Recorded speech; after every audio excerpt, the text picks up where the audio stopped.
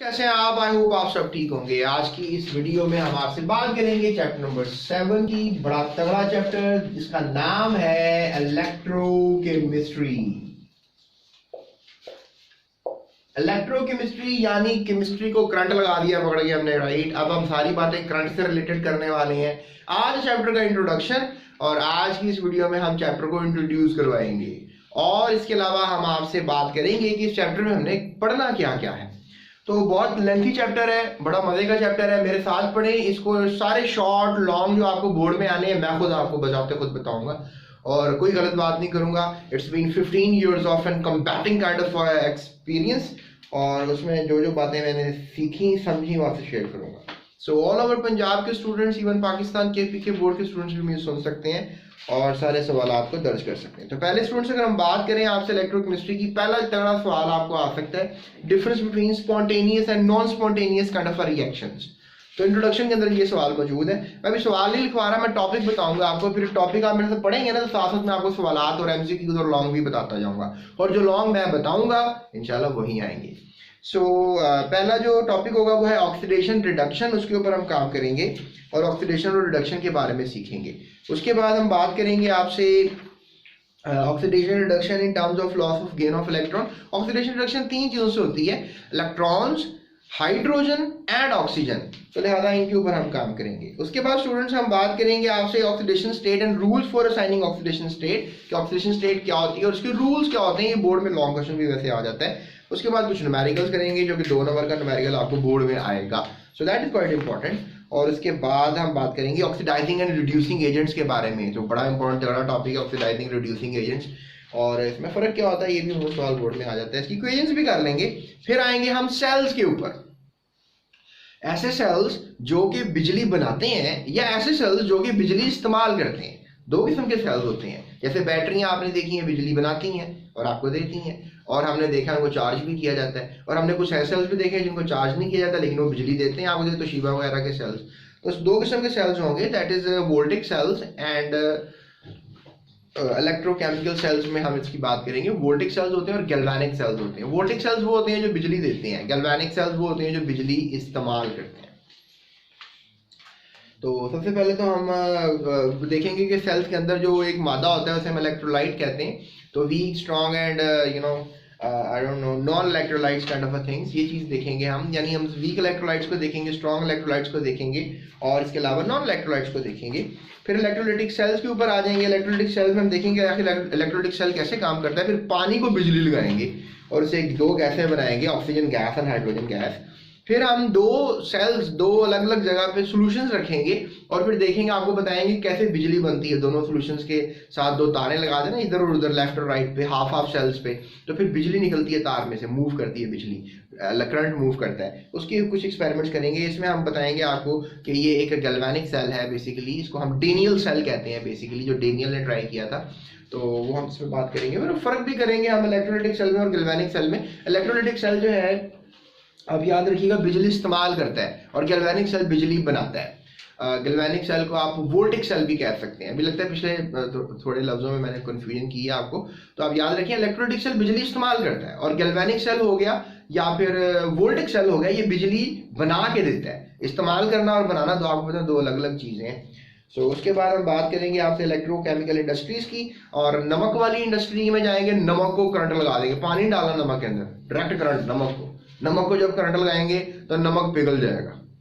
फिर नमक जब पिघलेगा तो नमक में से गैस निकलेगी, क्लोरीन गैस, और इसमें एक मेटल निकलेगा, सोडियम मेटल, तो वो हासिल करेंगे। इसके अलावा फिर हम पानी में नमक को पहले मिक्स कर लेंगे, फिर करंट लगा देंगे, तो फिर देखेंगे हमारे पास जो मिलेगा, हमें हाइड्रोजन गैस मिलेगी, क्लोरीन गैस मिलेगी, लेकिन साथ साथ हमें मिलेगा कास्टिक सोडा, NaOH।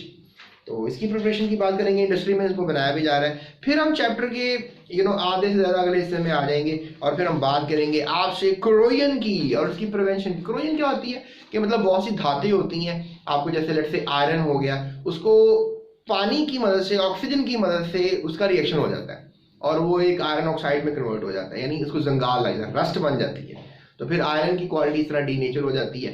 तो आप कह लें कि हम जो है रस्टिंग के मेथड को स्टडी करेंगे, इसको कोरोजन कहते हैं।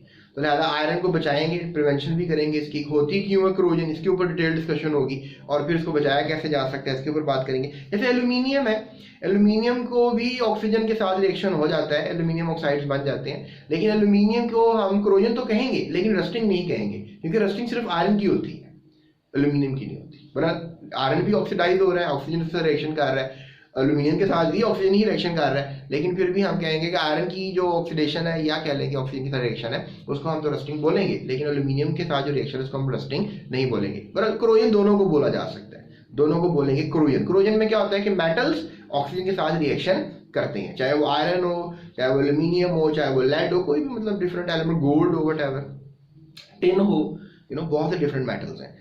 तो उसके बाद हम बेसिकली जाएंगे आपसे बताने के लिए कि अगर क्रोजन हो जाती है तो उसको कैसे प्रिवेंट किया जाता है। क्रोजन को आप स्टेन्स को ही रिमूव कर दें, या पेंट और ग्रीस का इस्तेमाल करें, या एलॉइंग कर दें। एलॉइंग मैंने आपको पिछले चैप्टर में पढ़ाया था, मिक्सचर के चैप्टर में, सॉल्यूशंस के चैप्टर में, कि मुख्तलिफ सॉलिड के सॉल्यूशंस में कि अगर आप दो धातों को पिघला के इकट्ठा कर देते हैं इसे एलॉइंग कहते हैं। तो एलॉइंग कर सकते हैं, इसको मेटालिक कोटिंग भी कर सकते हैं, एक धात के ऊपर दूसरी धात को चढ़ा दें। जैसे आपने देखा होगा कभी कभी स्टील के चम्मच आपको नजर आ रहे होते हैं, लेकिन वो स्टील के एक्चुअली होते नहीं, ऊपर से कोटिंग हुई होती है, ओरिजिनल स्टील नहीं होता, तो स्टील की कोटिंग कर दी जाती है, या कोई धात की कोटिंग, जिंक कोटिंग कह लें कि आप। तो फिर ये प्लेटिंग के भी मेथड्स हैं, आप प्लेटिंग जिंक की भी कर सकते हैं और टिन की भी कर सकते हैं। इसे हम जो जिंक की प्लेटिंग है इसको हम गैल्वनाइजिंग प्रोसेस कहते हैं, इसके बारे में हम स्टडी करेंगे। उसके बाद फिर हम बात करेंगे आपसे इलेक्ट्रोलिटिक मेथड की। इलेक्ट्रोलिटिक मेथड में हम इलेक्ट्रोप्लेटिंग को स्टडी करेंगे। उसके बाद मैं आपको इलेक्ट्रोप्लेटिंग सिखाऊंगा सिल्वर की और क्रोमियम की। उसके बाद स्टूडेंट्स हम बात करेंगे आपसे इलेक्ट्रोप्लेटिंग ऑफ जिंक की भी, इलेक्ट्रोप्लेटिंग ऑफ टिन की भी, और रिफाइनिंग ऑफ कॉपर हमारा रहेगा आखिरी टॉपिक। रिफाइनिंग ऑफ कॉपर में क्या रिफाइन किया जाएगा? डेफिनेटली कॉपर रिफाइन किया जाएगा। 98% कॉपर को 99.9% कॉपर बनाया जाएगा, ये हम करेंगे रिफाइनिंग ऑफ कॉपर में। तो उसके अलावा कुछ पैराग्राफ्स हैं, उसकी स्टडी करेंगे, एक्सरसाइज को सारे को सॉल्व करेंगे, एमसीक्यू करेंगे, शॉर्ट क्वेश्चन आंसर करेंगे, लॉन्ग क्वेश्चन आंसर करेंगे, और कर देंगे चैप्टर का खात्मा। तो ये होगा हमारा chapter which is a very long chapter, and I hope कि कोशिश करेंगे इसको 7 से 10 वीडियोस के अंदर ही क्लोज कर दिया जाए, 7 से 10 लेक्चर्स के अंदर ही क्लोज किया जाए। तो इंशाल्लाह ये अगर आप 10 लेक्चर्स देखेंगे तो इंशाल्लाह आपको ये चैप्टर इजी कर दूंगा मैं। अब सबसे पहले हम बात करते हैं इंट्रोडक्शन की, और इंट्रोडक्शन के ऊपर हम थोड़ी सी बात कर लेंगे, और फिर नेक्स्ट वीडियो में बात करेंगे ऑक्सीडेशन एंड रिडक्शन रिएक्शंस की। तो आज हम बात करेंगे इंट्रोडक्शन की at the very end of this video, क्योंकि आप सोच रहे होंगे सर ने इंट्रोडक्शन कराना है, सारी वीडियो हम नहीं देखते। इंट्रोडक्शन में ही मैं आपको टॉपिक पढ़ाऊंगा ताकि आपको पता होगा सर टॉपिक भी इंट्रोडक्शन में करवा देते हैं। So let's talk about introduction of electrochemistry. Students सबसे पहले तो एक सवाल आपके लिए इंट्रोडक्शन में, डिफाइन इलेक्ट्रोकेमिस्ट्री। Define electrochemistry. तो इलेक्ट्रोकेमिस्ट्री बेसिकली एक रिलेशनशिप है। सलमान खान किस चीज का रिलेशनशिप है? Electricity and chemical reaction. Relationship है, relationship of electricity and chemical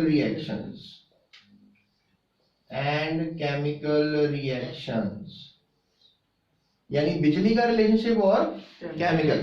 जैसे लेट्स से दैट आपके पास एक बीकर है, उसमें आपके पास केमिकल है, लेट्स से दैट आपने इसमें नमक डाला हुआ है NaCl, और इसमें आपने पानी डाला हुआ है, पानी नमक में हल है, तो आप इसमें एक इलेक्ट्रोड लगा देंगे। ठीक है, इलेक्ट्रोड दो किस्म के होते हैं, इलेक्ट्रोड लगा देंगे। इलेक्ट्रोड दो किस्म के होते हैं, एनोड और कैथोड। ठीक है जी, इसमें आप इलेक्ट्रोड लगा देंगे। एक पॉजिटिव इलेक्ट्रोड को एनोड कहा जाता है अमूमन, और नेगेटिव को कैथोड कहा जाता है, तो ये नेगेटिव लगा देंगे। ठीक है, अब इसके साथ लगा देंगे बैटरी। ये बैटरी है आपकी, ये पॉजिटिव टर्मिनल है, ये नेगेटिव टर्मिनल है। बैटरी में आपको पॉजिटिव नेगेटिव होते हैं, तो आप पॉजिटिव को पॉजिटिव से जोड़ देंगे और नेगेटिव को नेगेटिव, तो फिर करंट का फ्लो होगा, करंट गुजरेगा इसमें से। तो आपके पास क्या था? NaCl, और क्या था? पानी था। और आप देखिए रिएक्शन होगा इन दोनों का, क्योंकि बिजली लगा दी ना आपने, तो रिएक्शन होगा और आपको मिलेगा NaOH, कास्टिक सोडा, और साथ आपको मिलेगी क्लोरीन गैस, साथ आपको मिलेगी हाइड्रोजन गैस। ठीक है, तो these two gases will be form. तो आपके पास नमक था एट द वेरी बिगिनिंग, आपके पास पानी था, लेकिन आपने देखा आपको मिल गया NaOH, साथ क्लोरीन गैस और साथ हाइड्रोजन गैस, तो बिजली लगा देते तो मैजिक हो गया भाई, नए कंपाउंड्स मिले। लेकिन अगर आप बिजली ना लगाते तो NaCl का वाटर में सोल्यूशन पढ़ा आपने पिछले चैप्टर के अंदर, आपने पढ़ा कि NaCl और वाटर जो है ये सॉल्यूशंस होते हैं आपस में, लेकिन बिजली लगा देने से नई नई चीजें बन जाती हैं। That is very interesting. So electrochemistry क्या है? इलेक्ट्रोकेमिस्ट्री ताल्लुक है किसका? केमिकल रिएक्शंस का किसके साथ? बिजली के साथ। तो ये है डेफिनेशन। तो स्टूडेंट्स मैं आपसे ये कहना चाहूंगा कि मैंने जब सोडियम क्लोराइड लिया, पानी लिया, इनको मैंने रिएक्ट करवाया और क्या बना? Caustic soda, chlorine gas, hydrogen gas, ये बना ना। ये अब आपको नजर तो आ रहा है कि बड़ी जबरदस्त इक्वेशन सर ने लिख दी है, लेकिन इसमें हुई है ऑक्सीडेशन। अब आप कहेंगे ऑक्सीडेशन क्या होती है, तो आपने टेंशन नहीं लेनी। इसमें हुई है रिडक्शन। अच्छा, कुछ रिएक्शंस होते हैं जिनमें सिर्फ ऑक्सीडेशन होती है, कुछ रिएक्शंस होते हैं जिसमें सिर्फ रिडक्शन होती है, लेकिन कुछ रिएक्शंस होते हैं जिसमें दोनों होते हैं। जिसमें दोनों हो तो हमने Re यहां से ले लिया, OX यहां से ले लिया, ठीक है, ReD। तो ये बन गया रीड ऑक्स रिएक्शन, यानी इस रिएक्शन में ऑक्सीडेशन भी हुई है और रिडक्शन भी हुई है। तो आपने ये मेरी बात याद रखनी है कि ऐसे रिएक्शन जिसमें ऑक्सीडेशन भी हो, रिडक्शन भी हो, उनको रिडॉक्स रिएक्शंस कहा जाता है। तो लिहाजा ये जो अभी मैंने आपको इलेक्ट्रोकेमिस्ट्री का पेंडोरा ओपन करके दिखाया कि भाई देखें ये एक रिलेशनशिप है कंपाउंड्स का केमिकल रिएक्शंस के साथ और इलेक्ट्रिसिटी के साथ। यानी कोई कंपाउंड है उनको बिजली लगाओ और उसके बाद देखो होता क्या है, अच्छा आप मुझे अभी कमेंट करो कि बिजली सबसे पहले किसने डिस्कवर की थी, कौन कौन से साइंसदान इन्वॉल्व है जिन्होंने बिजली डिस्कवर की थी। तो अगली बात करते हैं। तो स्टूडेंट्स देखो, अब हमारे पास लेट्स से दो कंपाउंड हैं A और B। एक मैं आपको एक और बात समझाने लगा। अब A और B आपस में रिएक्शन खुद कर जाते हैं। A और B आपस में रिएक्शन खुद कर जाते हैं। लेट्स से दैट आपके पास आयरन है, ऑक्सीजन है, लेट्स से दैट आप C भी कर लो, C भी है, यानी आपके पास वाटर है, राइट। और लेट्स से दैट आपके पास थोड़ी बहुत D है, यानी कार्बन डाइऑक्साइड है। तो फिर एक ये खुद ब खुद रिएक्शन होगा, ABCD, यानी iron, oxygen, water, carbon dioxide, सारे आपस में कोई किसी ना किसी हिसाब से तो खुद ब खुद मिलेंगे और आपको बना के देंगे Fe2O3.NH2O। और ये है रस्ट, जंग, ये जंग बना के देंगे आपको। तो अब मैं आपको कहना ये चाह रहा हूं कि ये रस्ट बनेगा, जंग बनेगा। ये खुद ब खुद रिएक्शन हुआ है, ये खुद ब खुद कंपाउंड्स आपस में मिले हैं, इसमें आपने कोई करंट नहीं लगाया, बल्कि हो सकता है करंट पैदा हुआ हो। इस तरह के रिएक्शन को कहोगे स्पॉन्टेनियस रिएक्शन। Spontaneous reaction.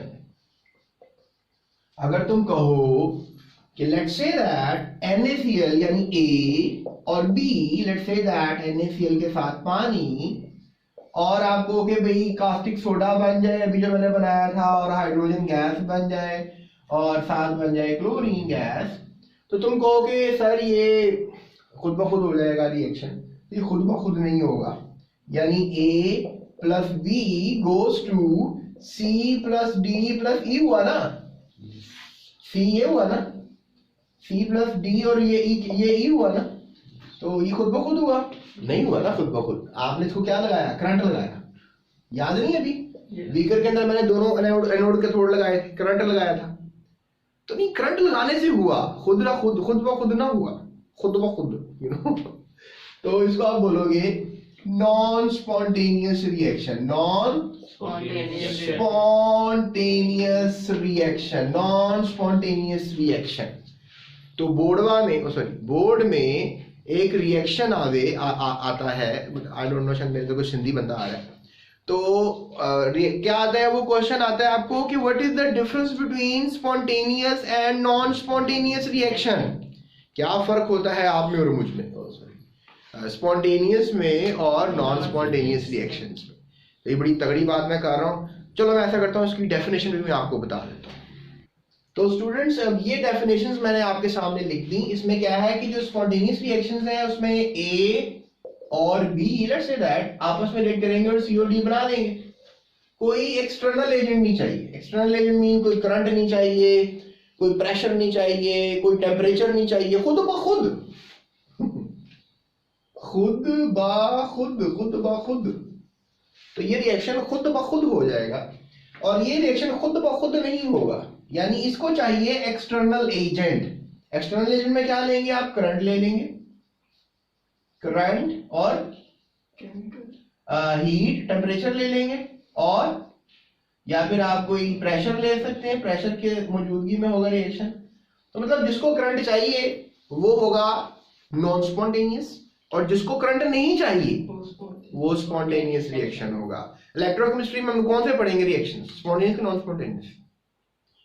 दोनों ही पढ़ेंगे, क्योंकि कुछ कभी हमने रिएक्शन करवा के करंट बनाना है, और कभी रिएक्शन हो नहीं रहा तो करंट लगा के हमें रिएक्शन कराना है। लिहाजा बनाना है, कराना है, दोनों काम करेंगे। सो अगली बात करते हैं।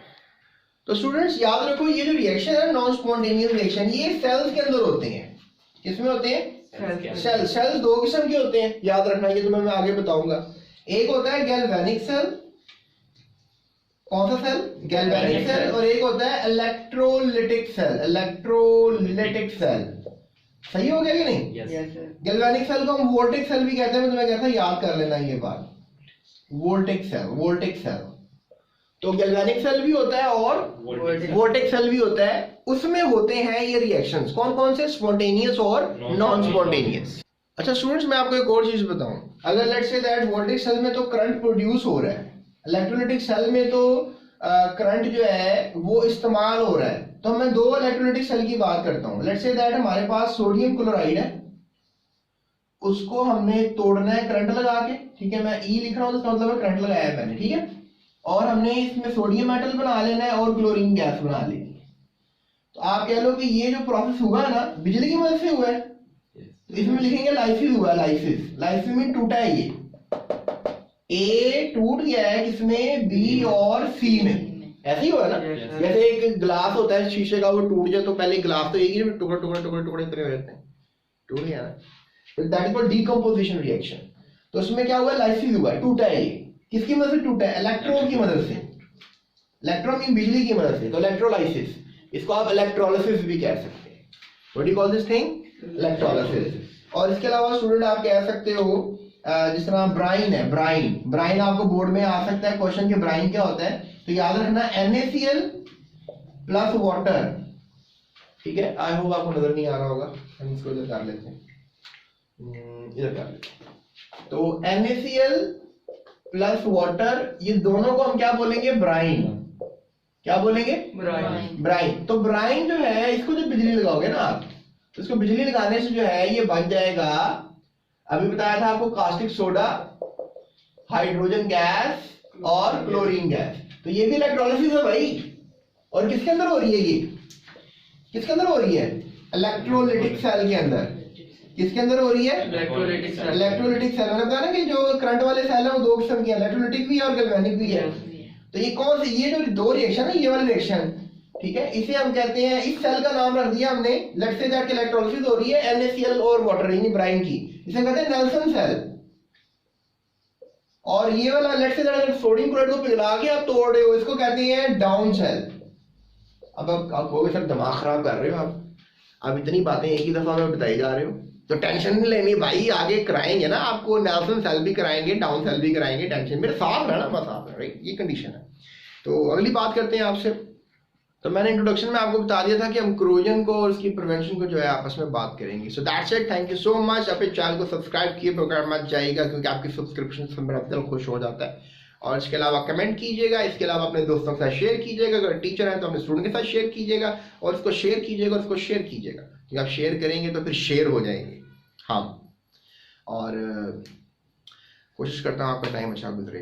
और अच्छी बात मैं आपसे ये करूँगा कि हम दूसरों का ख्याल रखें, बड़ी तगड़ी बात है, अपना तो ख्याल रखते ही हैं, तो लिहाजा अपना ख्याल रखते हैं तो दूसरों का भी ख्याल रखना सीखें। That's it, thank you so much, अपना ख्याल रखिएगा, अल्लाह हाफिज़।